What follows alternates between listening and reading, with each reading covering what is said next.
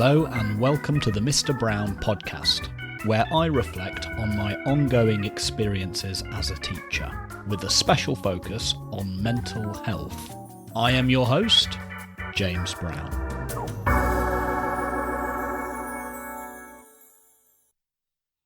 Salutations.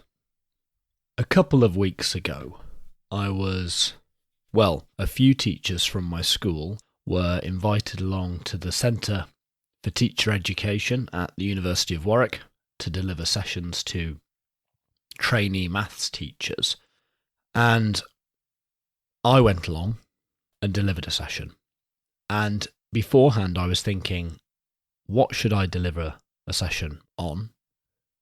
I thought that there were lots of exciting things I could talk about.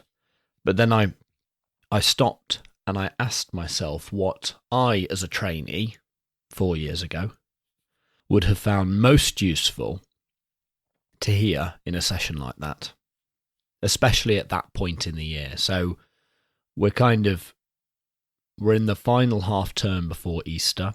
Lots of trainees are now looking ahead to what will be their full-time jobs, their first jobs as teachers. And I remember being especially worried about workload.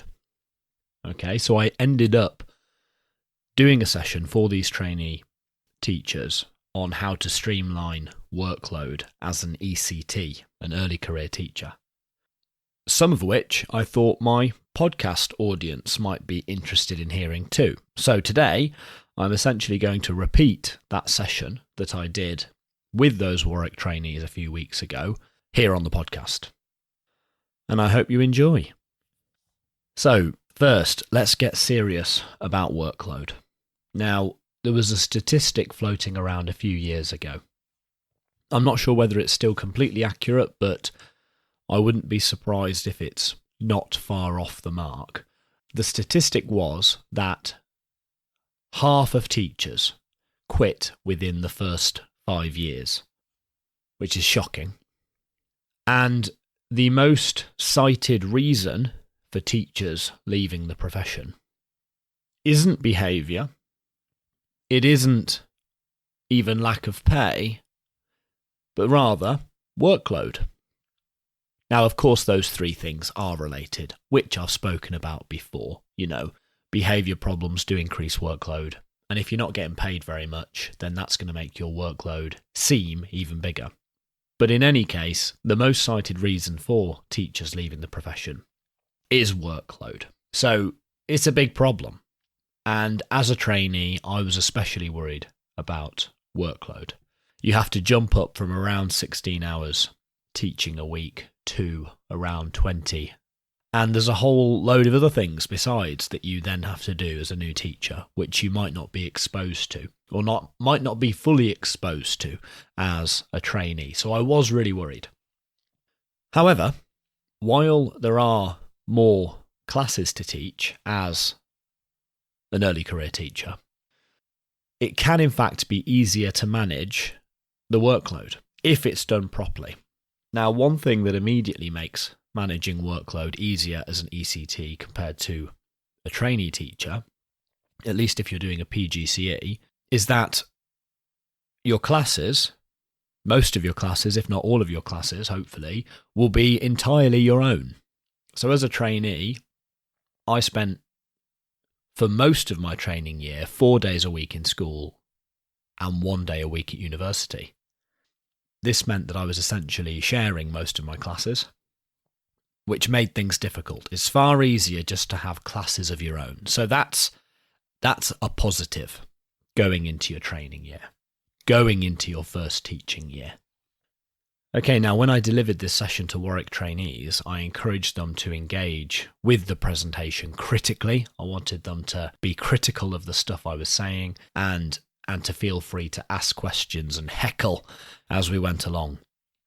Now, of course, the podcast format doesn't lend itself to such audience interaction, but if you do have any comments or questions, please do let me know. There are various ways in which you can get in touch, so please do let me know. Now, the first thing to talk about when it comes to workload is marking. Now, bear in mind that I was delivering this session to maths trainees. My first point when it came to marking was to be grateful. As a maths teacher, you've pretty much got it as easy as it gets in terms of marking. It could be so much worse. So if you are a maths teacher listening to this, try and keep that as your mindset when you're marking. It could be so much worse. Would you prefer to be marking 30 maths papers or 30 written essays, some of which are barely legible? I'd prefer the maths papers. If you're not a maths teacher, then good luck. Now, I will say, actually, that quite a bit of this session is targeted specifically at maths teachers. So what I'll try to do is I'll try to tell you when I'm going to be speaking mainly about maths teaching so that you can skip forward. So for the remainder of this first section on marking, I will be talking mostly about maths. So if you want to skip forward to the next chapter called lesson planning, please feel free to do that. There should be chapter markers in the show notes which you can use to skip forward. So please do that if you're not particularly interested in hearing how to streamline marking maths papers. Okay, so on with it. My first tip, be sure to do the paper yourself first. You could perhaps do the paper whilst students are doing the paper. It shouldn't take you too long, but it really speeds up your marking. It deepens your familiarity with the paper. You can mark your own work according to the mark scheme and pinpoint exactly where the marks are going to come from. And given the fact that you are your student's teacher, it's likely that your students are going to complete the questions using the sorts of methods that you've taught them. So, if they've gotten the questions right, it's likely that their working is going to look similar-ish to your working. So it's good to do it yourself first and to mark your own work so that you know precisely where the mark's going to come from. Second point on marking, don't attempt to mark a whole paper at a time. That's just too much to hold in your head. My recommendation is to mark one spread at a time. So as you open the paper, you got some questions on the left and some questions on the right. You're looking at two pieces of paper. That's one spread. So I would recommend marking one spread at a time. Now, this next one might be a bit controversial. If ever you're staring at a wall of difficult to read maths working and you're not sure, for example, whether to award this student 2 marks out of 4 or 3 marks out of 4, a best guess is okay. And I would err on the side of caution and go down. So if it's a choice between giving a student 2 or 3 marks out of 4, give them 2. Okay? And this actually has some unexpected positive consequences. So because I employ this method myself, in some of my classes I've developed a reputation as being an unreliable marker. And I've actually, I've played up this reputation now because I've actually found it really works in my favour. If students feel like you might have shortchanged them in terms of their marks, they pay a lot more attention as you're reviewing the paper. As you're going through the paper in lessons, they're looking at their paper that's been marked by you and they're thinking, right, well, he's probably missed at least a couple because he normally does. And they pay much closer attention and they're far more likely to ask questions along the lines of, oh, sir, where do the marks come from on this question? So it's actually being a slightly unreliable marker, for me, has worked out really well. It's increased student engagement for me during those assessment review lessons. Now, my next tip for marking is to chip away at it. When I was first a trainee and when I was first an ECT, I used to not want to get started on marking unless I thought I was going to be able to finish it all in one session. And that was a very bad strategy because I find that marking can take over an hour. And very rarely in school do you have over an hour. You might have an hour just if you've got a free, but you might not have over an hour. So that was a very bad strategy. It's far better just to keep chipping away at it, even if you've only got 5 minutes. Okay, and that stack of marking will soon get smaller and smaller. Next point on marking.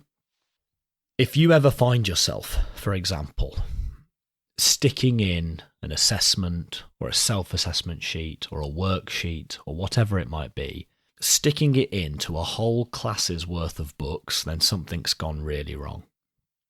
So I think that bookkeeping is important, but students should be doing it themselves. This can enhance ownership and autonomy and a sense of responsibility for the way students set out and present their work. So students should be doing it themselves, and therefore devoting time in lessons to bookkeeping is well worth it. It decreases your workload as the teacher, and like I said, it can increase a sense of ownership among the students themselves. And generally, get students to do as much as possible. Think of them as a little workforce. If they can do something for you, get them to do it. In fact, the more you can get students to think about the ways in which they're being taught and the whole enterprise of teaching and learning, it's only going to improve metacognition. Okay, so that's all I have to say on marking. Now, the next big chunk after marking, and I would say probably the main chunk of teacher workload outside of the teaching itself, is lesson planning. So that's the next section that I want to go on, lesson planning. Now, I've got several points to make that I think can help streamline lesson planning. And in the course of making these points, you'll see that I'm in fact making an argument for bulk planning. I know lots of teachers plan their lessons on the morning of the lesson. I don't think that's a particularly efficient way of doing lesson planning. So yeah, over the next few points, you'll see me putting together an argument for bulk planning instead. Okay. Now, the first mistake I made as a trainee, and I've always tried to do bulk planning. So back when I was a trainee, and also for definitely my first year as a teacher, and it probably into my second year as a teacher as well, I would do most of my planning for the week on a Sunday. And the main reason I did this was because I was just always a bit worried about running out of time in the week and getting overwhelmed and getting stressed and starting to have a miserable time. So I wanted to get the bulk of the planning done before the week. So I'd do most of it on a Sunday. But I was still making several serious mistakes in terms of planning efficiency. The first one was I would plan a day at a time. I'd plan my Monday lessons, then my Tuesday lessons, then my Wednesday lessons. And this was a big mistake in hindsight, because my attention had to keep shifting from class to class, day to day. You know, so if I taught year 11, year 10 and year 7 on a Monday, I'd have to think about year 11, year 10 and then year 7 before moving on to Tuesday. And then I might go back to thinking about year 11 again, and then maybe year 9. So it involved all these shifts in attention, which cost me energy and cost time. So that was my first big mistake. It's far better to plan a class at a time. So look at your week and plan all of your year 11 lessons for the week. Then move on to your next class and plan all of your year 9 lessons for the week, whatever it might be. The second big mistake was trying to plan discrete lessons at a time. So let me explain. Typically, a lesson can be broken down into chunks. In maths, you have a starter, then you have what I like to call the main body of the lesson, and then you might have a bonus or extension exercise at the end. So I'd made some progress, so instead of trying to plan day at a time, I was now planning each of my classes at a time. So, you know, I was planning all my year 11 lessons in one go. But again, for all my year 11 lessons for the week, I'd do starter, main body, bonus exercise, then move on to the next lesson for the week. Starter, main body, bonus exercise. And again, for the same reason as before, this is inefficient. It wastes time, it wastes energy, because I have to keep shifting my attention between these different sections of the lesson. It is far quicker far more efficient to do all the starters for the week, and then do all of the main bodies for the week, and then do all of the bonus exercises for the week. Okay, so that was my second tip. And you can see after those first few tips, you can see why it might be inefficient in the long run to plan your lessons on the morning that you're planning to deliver them, because it necessarily involves all of these shifts of attention, and it can be far more efficient to do it in the way that I just described, in bulk. Now, next tip, resources. When I was a trainee, I'd accumulated hundreds and hundreds, maybe not hundreds and hundreds, but probably 50 plus resource websites for teaching maths. And I might as well have not collected a single one, because there were too many. I didn't know where to start. I was completely overwhelmed. So having too many resources can be counterproductive. Instead, just a handful will do. Okay, a handful of good resources will serve you well for 99% of all the lessons that you'll ever need to teach. Now, for maths, I like to use MathsBox for starters and for cover work if it's ever needed. It's very good for cover work. A subscription is required, but it's well worth it. You can get a school subscription, so I would recommend trying to convince your school, your faculty, to sign up to MathsBox.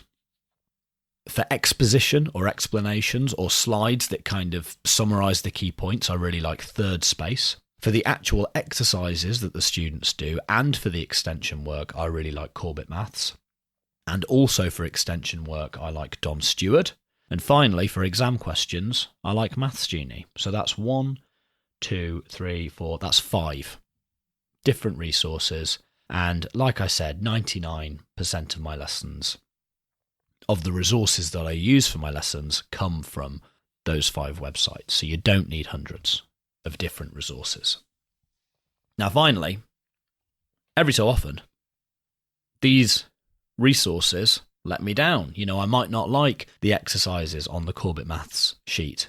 And I've made the mistake a few times of then, diving into my back catalogue of all these other hundreds of resource websites and wasting time just looking for the perfect resource when it would have been far easier for me to make it myself. And once you've made it yourself once, you're done. You don't have to do it again.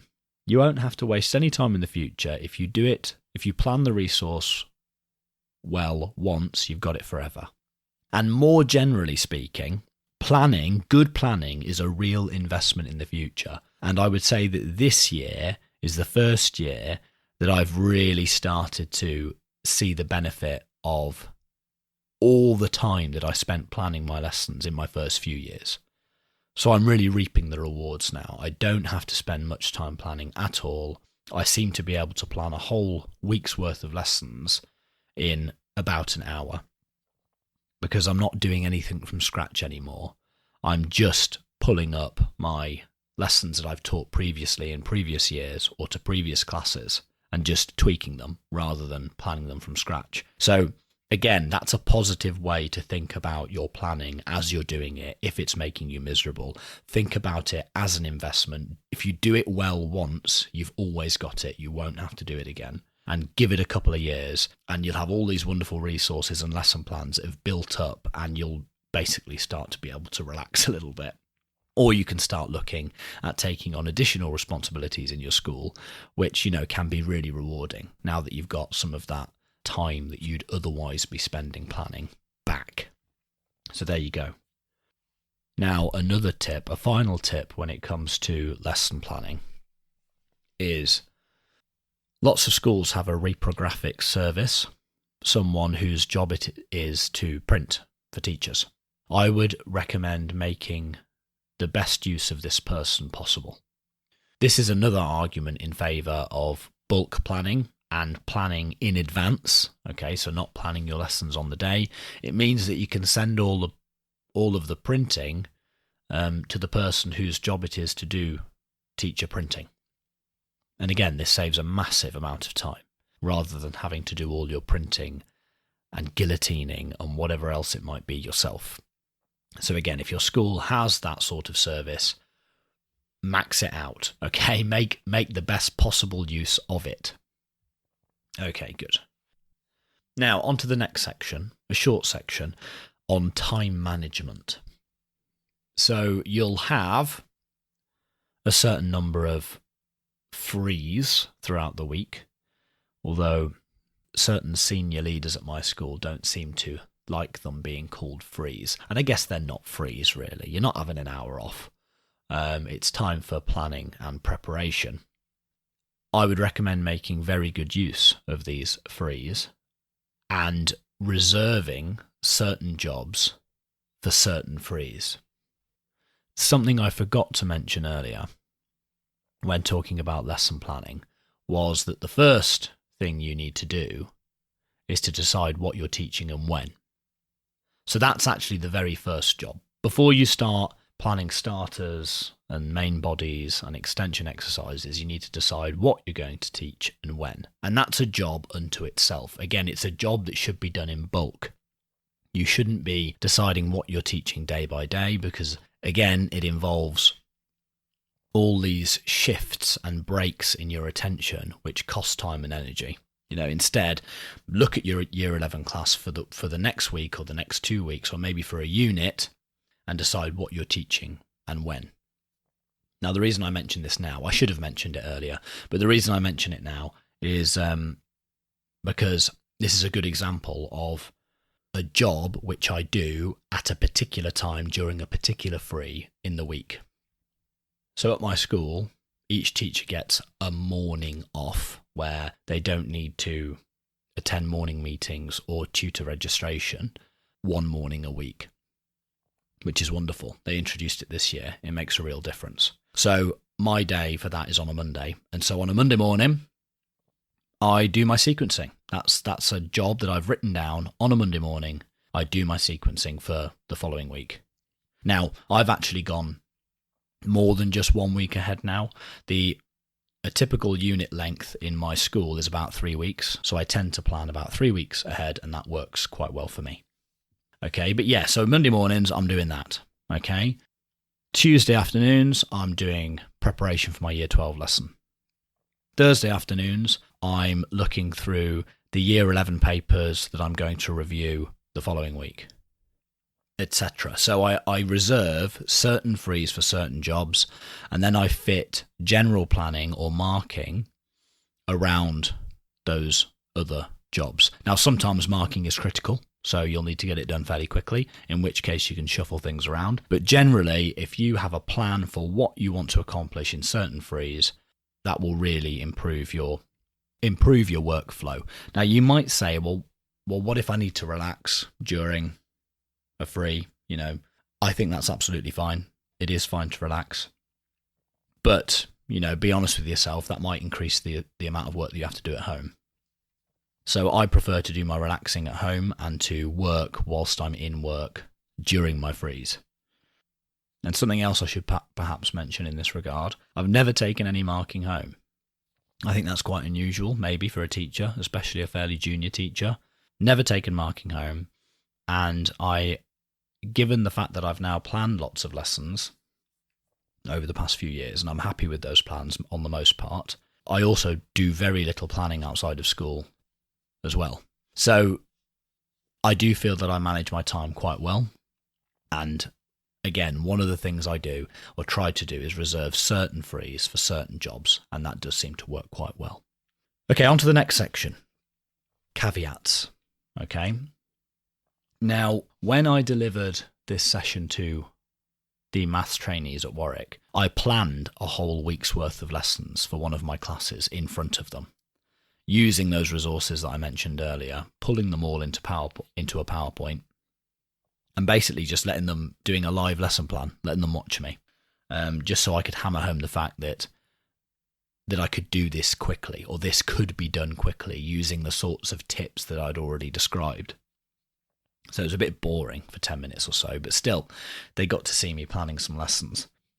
And my first caveat was to say that, in fact, I haven't really done any planning at all.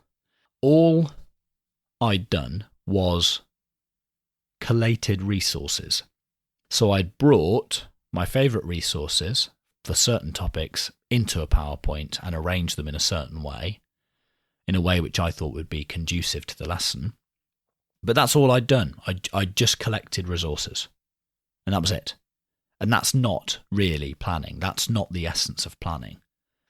The most important part of planning is thinking really hard about your explanations.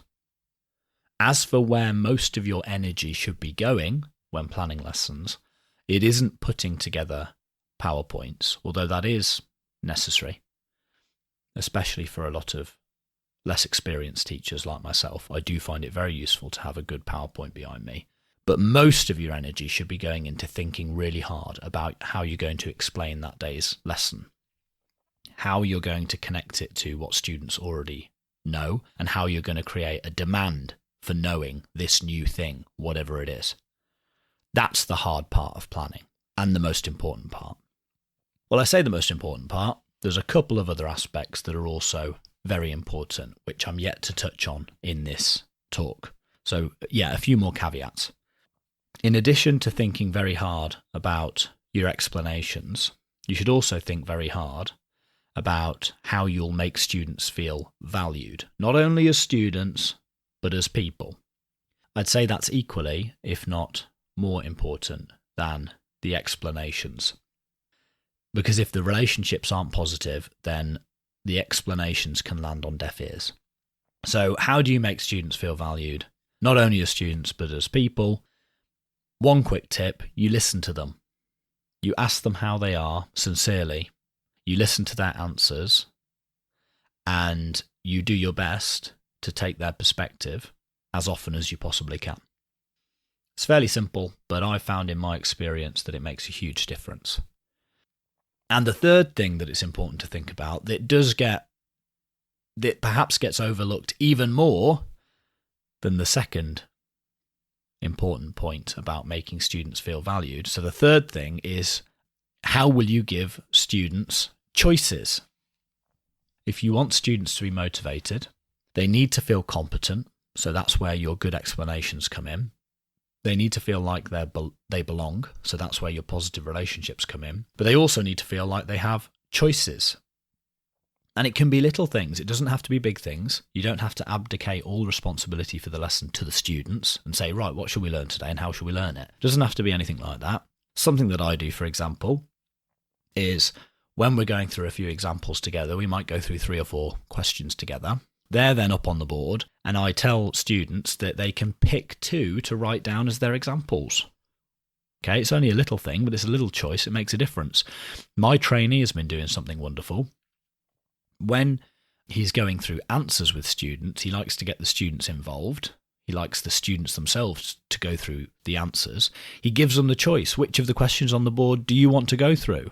Okay, let me know. You can pick one and you can go through that one. So those little instances of giving students choices can make such a huge difference when it comes to motivation and engagement. Okay? Now, one final question in this section before moving on to the final section is, I've done a lot of talking about reducing workload. Why not just share resources? All of these PowerPoints have been put together before by teachers, excellent teachers, so why not just use theirs instead? So I think it can be good to share resources. However, there are also significant risks. So one of the things that encourages you to think hard about your explanations is putting together your resources. So really, I kind of separated them out a moment ago in my discussion. I kind of said, you put your PowerPoint together over there, but actually you haven't done any of the really hard thinking that goes into planning a lesson yet. However, the way in which you arrange your PowerPoint, the way in which you want one exercise to flow into the next, that is part of what it means to think hard about your explanations. Or more generally, how you're going to make that day's lesson accessible to students. So it's crucial that you think hard about your explanations. And the danger with sharing resources, just using someone else's, is that you don't end up doing that thinking. If you're putting the resources together yourself, then you are forced to do that thinking, to think hard about the sequencing within the lesson and the sequencing across lessons, of course. And if you don't do that hard thinking, if you do pinch someone else's resources and just wander into a lesson, then the lesson can fall flat. And I've seen it happen before. So it is fine to share resources as long as you make the time to go through those resources, with a fine-tooth comb prior to the lesson and think really hard about the sequencing and how you're going to make it accessible. But if you're spending all that time doing that, you might as well just make the resources yourself. Okay, so final section. All the other stuff. So this has been a session on how to streamline workload as an early career teacher. I've spoken about marking and lesson planning, which together make up the bulk of workload for a teacher, outside of the time that they're actually spending teaching. Okay. But there's lots of other stuff as well. It's not just marking and planning and teaching. There's heaps of other admin stuff and just various other things that teachers are required to do on a daily basis.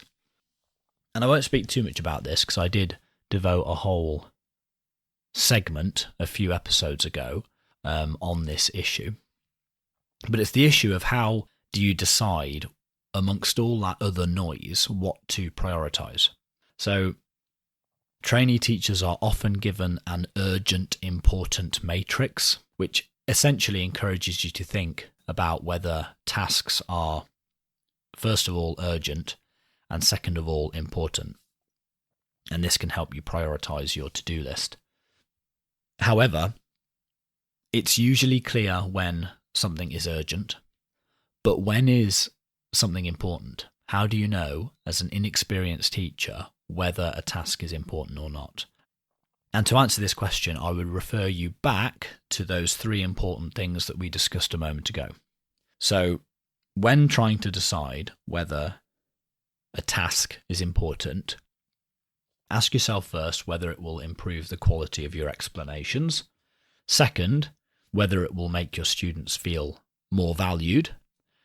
And third, will it make your students feel as though they have more choices and ownership of the learning? Now, if the answer to any of those questions is yes, then I would say that it's an important thing to do and you should prioritise it.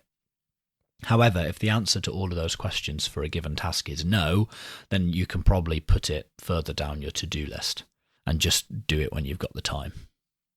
Okay, that's kind of it. That was my session that I delivered to Warwick trainee maths teachers a few weeks ago on how to streamline their workload as an ECT. And we had some pretty good discussion afterwards about various things that I'd said. In fact, they were quite critical, some of them, which was wonderful, actually. So if you have any questions or critiques about what I've said here when it comes to streamlining workload, then please do get in touch. I'd be very happy to hear them. Now, before I go, I should do my usual Patreon plea. Now, usually when I do this Patreon plea, I say that the episodes take around 2 hours to produce. I think they take more than that. They've been taking longer than that recently. Perhaps that's just because I've been making longer episodes. Like this one today, for example, is more than double what the episodes usually are. So episodes have probably been taking 3 to 4 hours to produce, and I aim to produce 2 episodes a month. So at the moment, that's, I guess, between 6 and 8 hours a month that I spend producing this podcast. So if you think that work is worth at least the price of a coffee, so £2 to £3 once a month, then please consider signing up on the Patreon. And if you do sign up on the Patreon, you'll be helping me cover the cost of producing the podcast. It doesn't cost a lot, but any contribution is greatly appreciated. And you'll also gain exclusive early access to videos of my recording sessions. As always, I'll leave a link to the Patreon in the show notes. Thank you very much. And I'll say goodbye then for now. I won't do another episode now until after Easter. That will be about 4 weeks from now. I might do another episode over Easter. I'll see. Okay. But otherwise, I tend to do an episode after every 2 weeks in school. Okay. So the next one will probably be about 4 weeks from now. I hope you have a lovely Easter. Easter's the one that teachers wait for, isn't it? Because a week's holiday over a half term isn't really enough time to relax. And Christmas is mental. So Easter's the big one. I feel like that's the one that I'm waiting for all year. So I hope you have a lovely Easter, and we'll talk again soon. If you enjoyed this episode, please spread the word in person and on social media. You can follow me on Twitter at Mr. BrownPod or email mrbrownpod@gmail.com. Please subscribe, rate and review in your directory of choice. Please also consider becoming a patron at patreon.com/Mr. BrownPod and helping me cover the cost of producing the podcast. Thank you, and talk again soon.